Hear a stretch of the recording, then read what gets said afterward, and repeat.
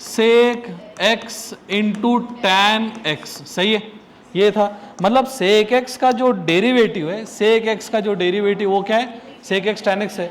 इसका मतलब ये हो गया कि इंटीग्रेशन ऑफ सेक एक्स, ये पूरा का पूरा sec x into tan x D x is equal to sec x plus का सी, ठीक है। और एक अंदर रैंडम, अब डेरिवेटिव घुमा दी था, जैसा D by D X of cos X, cos X is equal to cos C से स्टार्ट होता तो आंसर आता था माइनस साइन एक्स।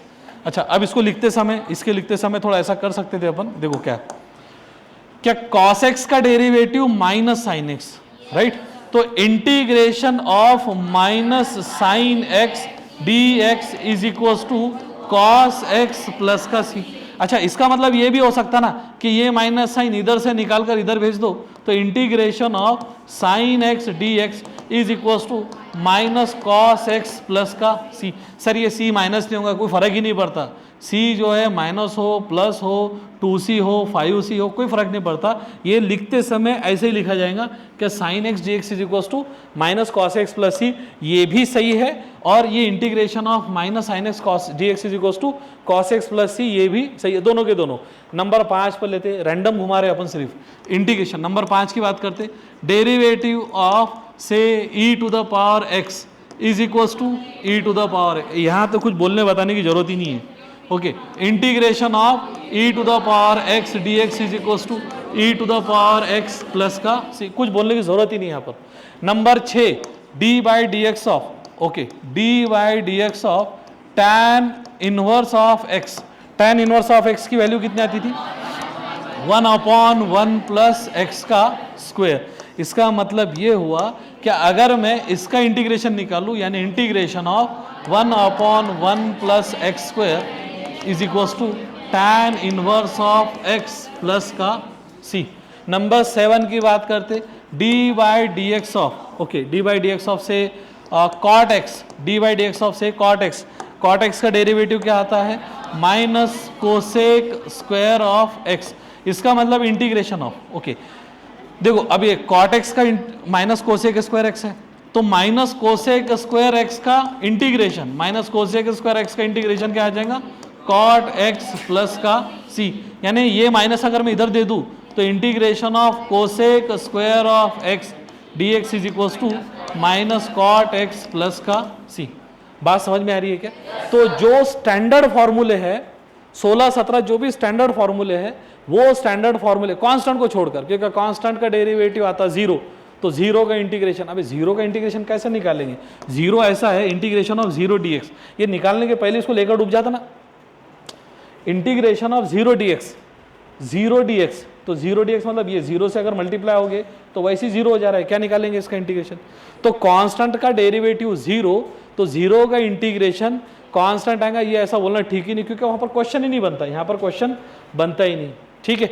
अब एक तो हो गया ये कि इंटर कन्वर्शन जो तुमको बताएगा, जो 15-16 जो है उस पर से तुम इंटर कन्वर्शन की कहानी कर सकते, ठीक है। अब देखो एक केस में क्या होता है, यहाँ पर डी बाई डी एक्स, अगर मैंने बोला मान कर चलते D by D X of से कोसेक एक्स से कॉट एक्स से कॉस इनवर्स ऑफ एक्स से मान कर चलते, कॉस इनवर्स ऑफ एक्स क्या आता, कॉस तो निगेटिव है, -1 upon root of 1 minus x square, okay, -1 upon root of 1 minus x square. हमको मालूम है कि जब इधर वाले का इंटीग्रेशन लेंगे यानी -1 upon root of 1 minus x square d x is equal to क्या आ जाएगा, cos inverse of x plus का सी। तो ये माइनस साइन हम शिफ्ट भी कर सकते, यानी माइनस यहाँ का माइनस इसको दे दो, कोई दिक्कत नहीं है ना। अगर कोई ये बोल दे कि minus A is equal to be, तो इसका मतलब ए is equal to minus B होता है, ये तुमको मालूम है, okay, minus A is equal to be है तो ए is equal to minus B, तो ये माइनस साइन उधर चला जाएगा, यानी 1 upon root of 1 minus x square d x is equal to minus cos inverse of x plus का सी। Clear है थोड़ा ये यहाँ पर? तो एक डेरिवेटिव के फॉर्मूले और एक इंटीग्रेशन के फॉर्मूले, इंटर कन्वर्शन की प्रैक्टिस खुद करेंगे तो ज़्यादा अच्छा, क्या भाई इसका डेरिवेटिव इतना था, हमने पॉजिटिव निगेटिव इंटीग्रेशन इधर करे, खुद करे तो ज़्यादा अच्छा, याद करने से भी अच्छा बोल रहा मैं, अगर खुद तुमने मैनिपुलेशन करे तो वो बहुत बढ़िया। और दूसरा जो रहता डेफिनाइट का, बस करना भाई बैठना चुपचाप से, गरीब हो गए मिथुन, बाल वाल ये वो कर रहा,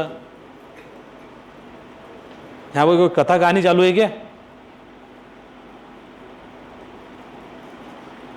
अगर हम डेरिवेटिव के फॉर्मूले को कन्वर्ट करें और इंटीग्रेशन, इतने गए गुजरे नहीं देखा मैंने 10-12 साल में, इतना बोलने के बाद में भी तुम हंसते यार, दांत दिखाते।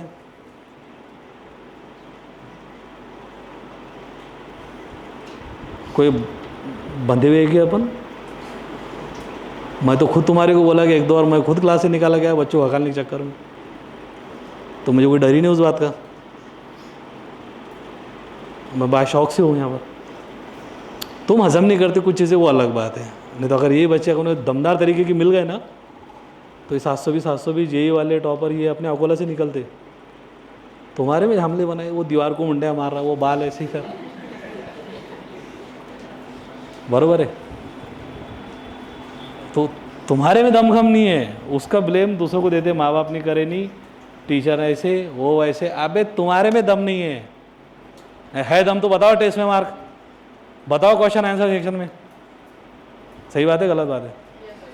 अगर इसको मन को भी लगता होगा इतने सारे में से एक आधे कोई मन को लगा और उसे बात को समझा कि नहीं अच्छा ये ऐसा है क्या, है ना, मतलब क्या है, ऊँट पर बैठ के गधे बकरे जलाने को मतलब थोड़ी है। खुद करो, प्रॉब्लम करो, क्वेश्चंस करो, ज़रा खुद का टाइम टेबल बनाओ, शेड्यूल बनाओ, फॉलो अप लो, 2 साल तक की मेहनत करो, फिर बात करो खैर अब ये मेहनत से कमाया हुआ है। 11-12 ऐसी चीज़ है, 11-12 ऐसी चीज़ है, क्या यहाँ पर आगे चलकर पूरा फ्रेमवर्क बन जाता, क्या भाई यहाँ मेहनत करने वाला बच्चा कहीं पर रुक नहीं सकता। क्लियर? ओके, चलो अपन आए थे अपने टॉपिक पर जल्दी से। तो पहला एक एक्सरसाइज तुमको खुद करना है, 4-5 पेज लेने के, रजिस्टर के, डेरिवेटिव के फॉर्मूले उठाने के, उसको इंटीग्रेशन में कन्वर्ट करने का, डेरिवेटिव से इंटीग्रेशन, इंटीग्रेशन डेरिवेटिव, डेरिवेटिव से इंटीग्रेशन, इंटीग्रेशन से डेरिवेटिव। अब आते हैं किस पर, अपन इसके डेफिनेट पर। ये सब कर सकते तुम, ऑलरेडी अपन 8-10 तो ले लिए। अब मानकर चलते हैं कि इंटीग्रेशन कुछ ऐसा है, यानी इंटीग्रेशन ऑफ, बोला गया कि integration of limit varying from 1 से लेकर 3। ओके, ये जरा डेफिनाइट को भी टच कर दे रहे अपन। अब डेफिनाइट है, इसको डेफिनाइट बोलते हैं अपन। डेफिनाइट डेफिनाइट मतलब तुमको आंसर इसमें आर्बिट्री कांस्टेंट जो सी है वो नहीं मिलेगा, आर्बिट्री कांस्टेंट सी नहीं मिलेगा, राइट। तो 1 से लेकर 3, सपोज करो ये आ गया एक्स स्क्वायर का dx है, सपोज करो ऐसा है 1 2 3 एक्स स्क्वायर का dx। तो एक्स स्क्वायर का इंटीग्रेशन क्या रहेगा, एक्स स्क्वायर का मुझे मालूम है कि integration of x to the power n का dx क्या रहता है, एक्स का power n+1 upon n+1 plus का c। तो एक्स स्क्वायर का इंटीग्रेशन क्या रहेगा, एक्स का पावर 2+1 अपॉन 2+1 प्लस c। लेकिन यहाँ पर c लिखने की जरूरत नहीं है, क्योंकि यहाँ पर क्या आगे तुम्हारे पास में लोअर लिमिट है और अपर लिमिट है। जब लोअर लिमिट और अपर लिमिट रहते तब c लिखने की जरूरत नहीं। तो ये जो लोअर लिमिट अपर लिमिट है इसको यहाँ बॉटम में, ये स्क्वायर ब्रैकेट के बॉटम यहाँ पर राइट बॉटम में और स्क्वायर ब्रैकेट के राइट टॉप में यहाँ पर, ये हो गया तुम्हारे पास में x³ अपॉन 3। कहाँ से कहाँ वैरी हो रहा, 1 से लेकर 3 में। इसका वैल्यूएशन कैसे निकालेंगे, तो पहले x के जगह पर 3 पुट करेंगे, राइट। तो ये हो जाएगा 3 का क्यूब और डिनोमिनेटर में तो 3 ऑलरेडी है, माइनस साइन ये ऊपर वाले को पुट करेंगे। अब माइनस साइन में यहाँ पर क्या x के जगह पर 1 पुट करेंगे, यानी 1³ डिवाइडेड बाय 3। ये 3 ये है, ये वाला 3 है, ये वाला 3। 3 का क्यूब कितना होता, 27 अपॉन 3 माइनस 1 अपॉन 3, दोनों का डिनोमिनेटर आ गया तो that is 26 upon 3 which is answer, right. तो डेफिनाइट इंटीग्रेशन क्यों बोलते हैं इसको, क्योंकि जो आंसर आता वो डेफिनाइट आता। यहाँ पर सी जो है वो मिसिंग है, सी नहीं है, सी नहीं है करके जो आंसर आया वो डेफिनाइट इंटीग्रेशन का अपने पास में ऐसा आया था। ठीक है, एक आधा क्वेश्चन लेते, मान कर चलते इंटीग्रेशन ऑफ से 0 से लेकर π/2। ओके, इंटीग्रेशन ऑफ 0 से लेकर π/2 cos x का dx है, सपोज करो ये डेफिनाइट का है। ये जो बोला जाता है ना ये वाला, ये है लोअर लिमिट, ये है लोअर लिमिट, राइट। और ये जो ऊपर वाला इसको बोला जाता है अपर लिमिट। और ये जब लोअर लिमिट अपर लिमिट दोनों भी रहते हैं तब हमारे पास में c का कोई प्रेजेंस नहीं है। तो integration of cos x, sine का डेरिवेटिव cos का इंटीग्रेशन साइन, तो ये हो जाएगा sin x। इंटीग्रेशन निकाल लो पहले, कोई दिक्कत नहीं है। अब जो लोअर लिमिट अपर लिमिट है तो लोअर लिमिट लिखेंगे यहाँ पर, अपर लिमिट लिखेंगे यहाँ पर 0 से लेकर π/2।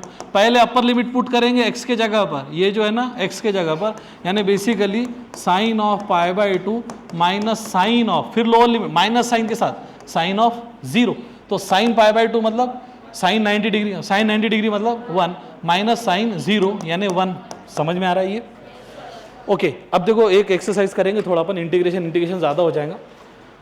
अब ट्रिग्नोमेट्री के जो वैल्यूज है, जैसा मुझे बताया गया 120, 135, 150, उधर आ जाओ तुम थोड़ा, इसको थोड़ा सा पॉज लेते हैं अपन। ओके, 2-3 सेशन लेने के अपने को, इंटीग्रेशन को बहुत ज़्यादा डराना नहीं लेने का। तो जो अपन ने टेबल बताए थे, टेबल, वो टेबल के वैल्यूज़ अगर तुमने मैथ में पढ़े तो वो टेबल के वैल्यूज़ तुमको याद होना चाहिए। फिजिक्स में पढ़ते तुम निकाल लो, कोई दिक्कत नहीं है, ठीक है। सबसे पहले तो अगर तो अपन ने मैथ में लिए, उसको अपन ने बोले थे ना टेबल क्या था, 0 पहला 0, 1/2, 1/2, √3/2, 1, 0, -1, 0। ये होगी एक कहानी। दूसरी कहानी ऐड शुगर टू कॉफ़ी, ये होगी दूसरी कहानी। तीसरी कहानी अगर 120 डिग्री है, ओके ध्यान देना, 120 डिग्री है, 135 डिग्री है या 150 डिग्री है, ये तीनों के तीनों एंगल कौन से क्वाड्रेंट में आते? सेकंड क्वाड्रेंट में। 120 डिग्री, 135 डिग्री, 150 डिग्री, मैं ओरली बता रहा अभी। ओके, अब अगर बोलो मानकर चलते कि जो सेकंड क्वाड्रेंट है, सेकंड, वो 90 प्लस थीटा कैटेगरी में आता, यानी पाई बाई 2 प्लस थीटा। हमने क्या बोले थे कि अगर 90 प्लस थीटा है तो पेयर बनेगी, sine 90 plus theta cos theta, cos 90 plus theta sine theta, right, pair बनेगी। अब सेकंड क्वाड्रेंट में सिर्फ साइन और कोसेक ये पॉजिटिव रहते और बाकी के जितने भी आएंगे वो क्या रहेंगे? निगेटिव रहेंगे। यानी सेकंड क्वाड्रेंट में ये दोनों तीनों चीजें अपन एक साथ में लिखते।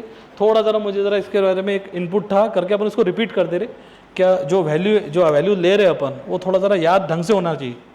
ओके, सपोज करो ये वाला केस है, ये वाला, ओके, ये 0 है यहाँ पर, तो 0 है। अब तुमको यहाँ समझ में आना चाहिए कि इसको पाई बाई 2 भी बोला जाता है और इसको 90 डिग्री बोला जाता है। डिग्री रेडियन का कन्वर्शन है। इधर इसके जाओ ही मत अभी अपन सिर्फ 3 एंगल की बात करें। मानकर चलते 3 एंगल कौन से? 120 डिग्री, 120 डिग्री, राइट, पहले वाला, उसके बाद में 135 डिग्री और 150 डिग्री, ये 3 के बारे में बात हो रही है। ओके, उसमें से ये 135 डिग्री जरा ज़्यादा इंपॉर्टेंट है, 135 डिग्री ज़्यादा इंपॉर्टेंट है। अब जो 90 प्लस थीटा कैटेगरी है, यानी तुम ऐसे समझ के चलो क्या पाई बाई 2 प्लस थीटा बोलो या पाई बाई 2 की जगह 90 प्लस थीटा बोलो। ऐड शुगर टू कॉफ़ी के हिसाब से, ऐड शुगर टू कॉफ़ी के हिसाब से सेकंड क्वाड्रेंट में सिर्फ साइन और उसका रेसिप्रोकल कोसेक ये लोग पॉजिटिव रहते। ओके, और 90 के आगे यानी 90 plus theta, pi by 2 plus theta, ये आता है तुम्हारा सेकंड क्वाड्रेंट में। ओके, अब अगर मानकर चलते मुझे बोला गया कि tan ऑफ 135, तो 135 क्या रहेगा? बेसिकली tan ऑफ 90 प्लस का 45, और tan का कन्वर्शन किस में होगा? कॉट में। ये हो गया कॉट 45, 90 प्लस थीटा तो कॉट थीटा, और tan सेकंड क्वाड्रेंट में क्या रहता है? निगेटिव करके माइनस कॉट 45, और कॉट 45 क्या रहता है? 1, तो ये हो गया -1। ओके, अब ये तुमको करना क्या है? ये तुमको करना है बगैर पेन और पेपर के ये एक्टिविटी। क्या अगर कोई भी एंगल लिए अपन ने, जैसा मान कर चलते साइन 120 है, जो मैं बोल रहा हूं उसको तुमको बगैर पेन और पेपर के करना है। साइन 120 पहले लोकेट करो कौन सा quadrant? Second quadrant. Second quadrant में साइन की वैल्यू क्या रहती है? पॉजिटिव, मतलब जो आंसर आएगा वो पॉजिटिव आएगा। पहला तो क्लियर ही हो गया। दूसरा, 120 को स्प्लिट कैसा करेंगे? 90 प्लस 30, साइन 90 प्लस 30 मतलब कॉस 30, और कॉस 30 मतलब √3/2, और सेकंड क्वाड्रेंट में साइन पॉजिटिव था करके पॉजिटिव √3/2। समझ में आ रहा है क्या? तो ये सारे इनपुट एक साथ दो और फिर उसका कैलकुलेशन करो। जैसे एग्जांपल के तौर पर अगर अपन ने बोले साइन 150 सेकंड क्वाड्रेंट में जा रहा, 150 को स्प्लिट कैसा करेंगे? 90 प्लस 60, साइन 90 प्लस 60 मतलब कॉस 60, और सेकंड क्वाड्रेंट में साइन तो पॉजिटिव रहता करके कॉस 60, और कॉस 60 की वैल्यू कितनी रहेंगी? 1/2। साइन 30 की वैल्यू कॉस 60 की इतनी रहती, ये तो तुमको पता होगा। आप साइन 30 की वैल्यू कॉस 60, साइन 50 की वैल्यू कॉस 40, वो दोनों का आंसर 90 डिग्री होना चाहिए, है ना। जैसा अगर मैं बोलूँ क्या साइन 20 है, इसका मतलब कॉस 70 है, ये दोनों का आंसर कितना हो जाता है 90। उसके बाद में sine 30 is equals to cos 60, sine 30 की वैल्यू 1/2 रहती तो कॉस 60 की वैल्यू भी 1/2 रहती। उसके बाद में sine 30 is equals to cos 60, ये बार बार बोल रहे हैं अपन। उसके बाद में sine 60 is equals to cos of 30, sine 60 रहता है √3/2 तो कॉस 30 भी रहता है √3/2। बात समझ में आ रही है? तो ये जो सेकंड क्वाड्रेंट के एंगल है 6 के 6, सर ये तो समझ में आता साइन कॉस टैन का, उसका कैसा करें? Sake of, okay sake of 150 मानकर चलते ही आ गया। देखो सेक को तो गिनती में लेना ही नहीं एक हिसाब से। सेक को क्या करना, अपने को मालूम है कि सेक अगर आ गया ना तो सेक का मतलब होता है 1/cos ऑफ 150, ऐसा कर लेने का। cos ऑफ 150 आ गया, cos 150 का मतलब क्या आता? cos ऑफ 90 + 60, और cos ऑफ 90 + 60 मतलब sin 60। सेकंड क्वाड्रेंट में cos रहता है